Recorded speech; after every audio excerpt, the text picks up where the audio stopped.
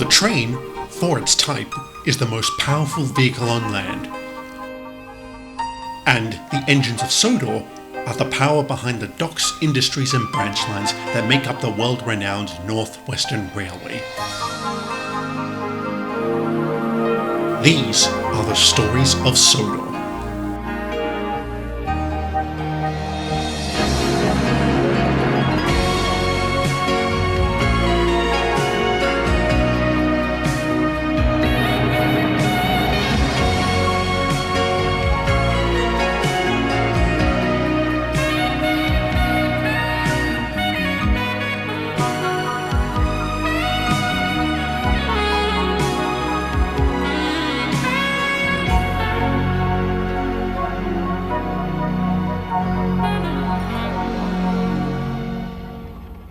My career first began in 1891 as a passenger engine for the Furness Railway. For many years I performed this duty well, delivering commuters, passengers and holiday makers about my small line until 1907 when I was purchased by the newly formed Elsbridge and Knapford Railway on the island of Sodor to be its primary passenger engine. This was where I met Thomas and Toby for the first time, and we took a liking to one another very quickly. After a thorough repaint and the addition of a new number, I quickly set to work alongside my new colleagues. We were a grand team that worked hard to keep our passengers happy. Indeed, we had to, for any wise engine knows a railway's public image stems from how well it maintains its passenger services. More often than not, we had to push ourselves hard to maintain that image, as passengers are not shy about voicing their grievances, even at the slightest of delays. When our line was taken over by the LNER in 1922, Mr. Starr informed us we would be running express services between Knapford and the mainland, and that the engine who would be running this service was named Gordon. At first we were apprehensive to hear this, given that express engines had an unsavoury reputation for being overly arrogant and prideful. However, the day our number 4 arrived, he was most courteous and eager to get to work, and my word, did he make an impression on the passengers. By design, he was a Gresley A0, the only one of his class ever built. A very reliable and efficient engine, for the longest time he kept to his schedules without variance and was showered with praise by his passengers. Unfortunately, all this went to his smoke box and Gordon started prattling on about how his express was the cornerstone of the Norreis's reputation on Sodor, which I'm sorry to say was true. However, the middies were not idle during this time. They acquired an express engine of their own, a Patriot named Reginald. A fierce rivalry quickly arose between the opposing engines as they constantly vied for supremacy of Sodor's express services and took pleasure in whatever setbacks the other faced. It was early one morning in the autumn of 1936 when Percy was incapacitated by a severe case of boiler ache. This was very problematic as our number 6 had taken over from Thomas as Knapford station pilot a few months earlier, meaning there was no one who could organise the coaches for the morning's passenger runs. And since the rest of us were either taking on coal or tending to our other jobs, we weren't in a position to help. Thus, Mr. Starr was forced to telephone Lower Knapford where he knew Thomas would be. Our number 1 was quickly fired up and underway, working hard to get the coaches ready. What a beautiful day we have ahead of us. Prime weather to race through the countryside and... Wait, what's this? An empty platform? What's the meaning of this? I swear if Percy has overslept again... Easy on there, Gordon. Didn't you say he wasn't feeling too well last night? Balderdash! I always pull the express regardless of how I'm feeling. I'm sure Mrs. Starr has made arrangements to cover this. Look over there.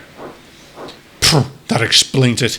I say, Thomas... You do remember that a station pilot's duty is to have the coaches at the platform before the engine arrives? Get off my buffers, Gordon. I was asleep at Lower Knapford when I got the call. The passengers won't care for your excuses, Thomas. Neither will I.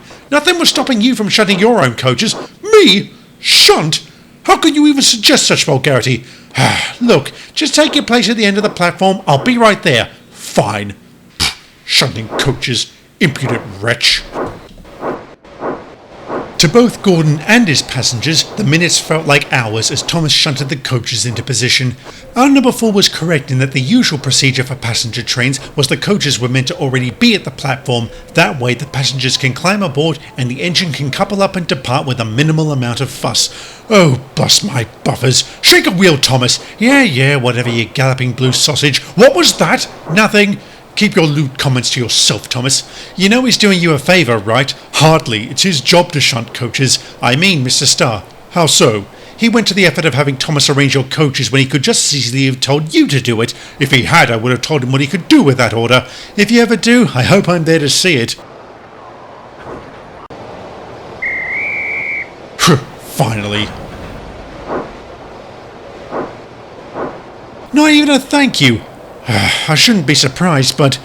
Grr, sometimes I really hate that engine. Don't let him get to you, Thomas. You did an excellent job as always. I'll make sure Mr. Starr hears about this. Thanks, Edward. But boy, I'd give my left piston to see him taken down a couple of notches. So would I, old boy. So would I.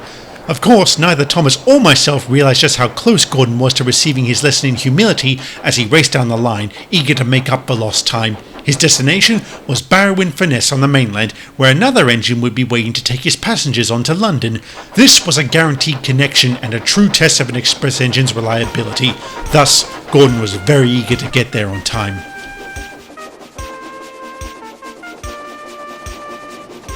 Once he was at full speed, our number 4's anger subsided, and a good thing too, as he rapidly approached Wellsworth, beyond which lay the imposing Preston incline.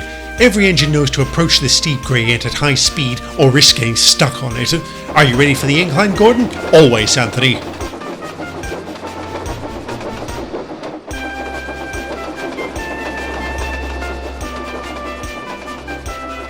Pah! I could do that going backwards.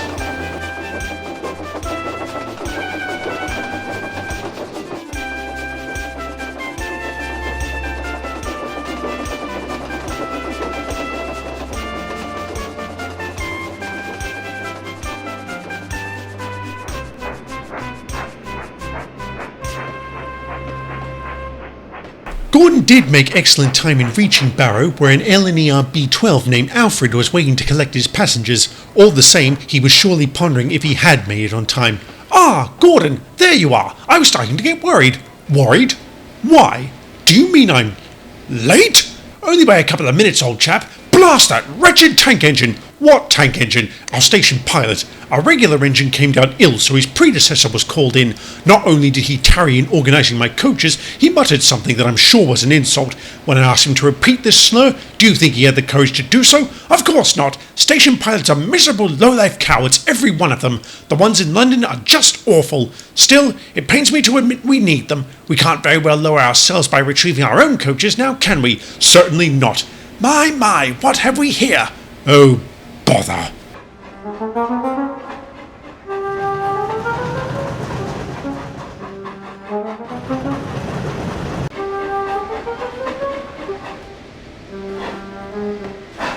So it's finally happened. The Norreis's flagship arrives late at the platform. What a shame. Never mind, Gordon, it happens to the best of us. And causing accidents? Does that happen to the best of us as well? It wasn't an accident. I derailed. Simple as that. So simple it made the papers. Alfred, how did that headline in the Times read? Incompetent engine causes delays. Yes, that's it. I must confess I am envious of you, Reginald. In all my years I have never once graced the pages of the London Times. When I inevitably do so, I hope it's for a far more dignified reason though, like slipping into a ditch. Don't be so smug, Reginald, especially since you've had to fetch your own coaches. So what? There's no shame in that. No shame? Did you hear that, Alfred? I did. And he calls himself an express engine. If you two can't retrieve your own coaches, then you're just lazy. And if fetching my own means I hold off becoming just like you, I'll take whatever insults you can throw at me. Now, if you'll excuse... Ouch! Oh, blast! My safety valve has burst. Well, that's done it, Reggie. You won't be going anywhere else today. As you can imagine, Reginald's passengers weren't too happy to hear this, and Gordon, to his credit, seized this opportunity. Ladies and gentlemen, can I have your attention, please? In light of this unfortunate setback, the LNER is more than willing to offer its services to those looking to travel to the island of Sodor. Of course, Gordon's offer was well received, as nobody wanted to be left behind.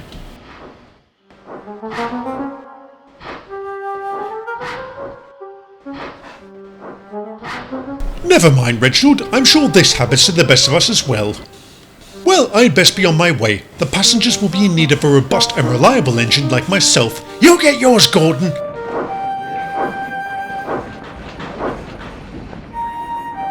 I say, Gordon, well done. Thank you, Alfred. Give my regards to our siblings in London. I certainly shall. I was right. Today is a beautiful day.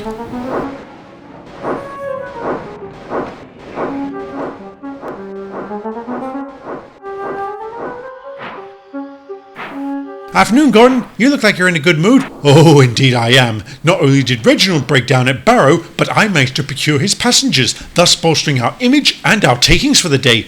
Really? Well done. Thank you. Now, what would have made it perfect was if Thomas hadn't. Oh, no, you don't. I beg your pardon, Toby. Edward told me what happened at the station this morning. I won't stand here and let you insult him again. Toby, he was slow in organising the coaches and I departed late. Thus, I arrived late at Barrow. It's not an insult if a statement is based in fact. Well, it seems your lateness only helped the LNER, wouldn't you say? You can't use blind luck to justify tardiness. No, but I can. Ah, good afternoon, sir. Afternoon, Gordon. Toby. Afternoon, sir. I've just come from the station where many grateful passengers are singing your praises, Gordon. Thank you, sir. Glad to help in any way I can. That's good, because tomorrow you'll be shunting your own coaches. Excuse me, sir. Watch your tone, Gordon. Percy has gone off to the works, but it's unlikely he'll be repaired by tomorrow. Why can't Thomas do it? Because he's needed on the Farquhar branch. One day of shunting, Gordon. I'm sure you'll be fine. Or do you have something you'd like to say? No, sir. Nothing. Good. Then good day. I arrived just after Mr. Starr left. I never told our director what Gordon said that morning, but given the way our number 4 was glaring at me, he obviously thought that I had. But my amusement quickly soured as Gordon complained long and bitterly that night about the supposed indignity of shunting his own coaches. Nonetheless, doing so, he saw a silver lining to this arrangement in that when he set out that morning, he did so without delay. However, that's not to say his run was without problems. Once more ripping through the countryside, brooding over his situation, he wasn't concentrating and forgot all about the Preston incline, forgetting to approach it at his maximum speed. Gordon! The incline! What? Oh no! Gordon surged forward with all the steam he had, but it wouldn't be enough. The steepness of the climb and the weight of his coaches conspired to hold him back. In truth, he was lucky to get as far as he did before it happened.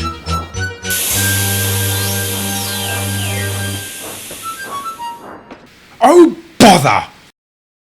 Well, you've done it now, Gordon. You've burst your right cylinder valve. Yes, Anthony, I am aware of this. It's from the shunting, I tell you. Engines like myself are not designed to stop and start so frequently. My cylinder was probably worn down by such actions.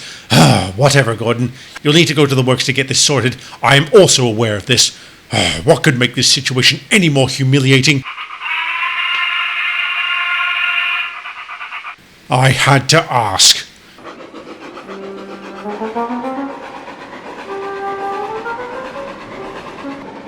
Robust and reliable, eh, Gordon? Like always, Mickey was quick to respond and delivered Gordon to the works where Mr. Starr was already waiting. What could have been an amiable disagreement between the two quickly devolved into a full-fledged row as Gordon once more lived up to his boasting by telling Mr. Starr off. I didn't overhear the argument, but Skarloey did. I'll spare you the details, but suffice to say the word fool was mentioned at least twice, and not by our director. For his gross insubordination, Mr. Starr put Gordon on goods work for the next 2 weeks. During this time, James and myself alternated in taking the express. I'll admit I enjoyed running this service, as did James. However, unlike myself, our number 5 revelled in tormenting Gordon about it. Are you almost done with those trucks, Gordon? My coaches will need shunting back at Knapford. Oh, clear off you!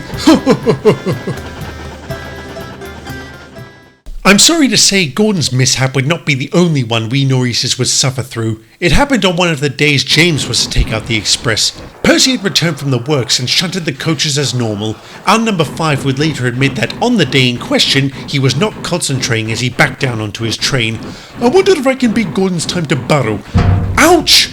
Careful there, James, I'm still back here. Oh, don't be a baby, Percy. It was just a little knock. Well, take it easy with these coaches, will ya? They're overdue for maintenance. Yes, all right. So long. Of course, James could never hope to beat or even match Gordon's time, but that didn't stop him from trying. He made excellent time along the line until he heard a faint, hissing noise. Hey, Andrew, do you hear that? Hear what? All of a sudden his brakes slammed on hard, forcing him to stop over a level crossing. What the? Was that you, James? No, it wasn't you. No, maybe it was the guard.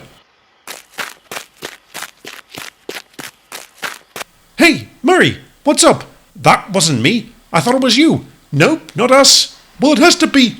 Oh no, I think I know where that hissing was. A quick inspection of James's brake line revealed a small leak, likely caused by his rough coupling to the coach. So long as it kept leaking, his brakes would remain hard on, keeping him in place. Great! How are we going to fix this? I might have an idea. Let me run back to my cab and get something. Newspaper and a length of wire? Yes, we can use them to plug the hole. Will that work? Alright, settle down. I'm not happy about this either.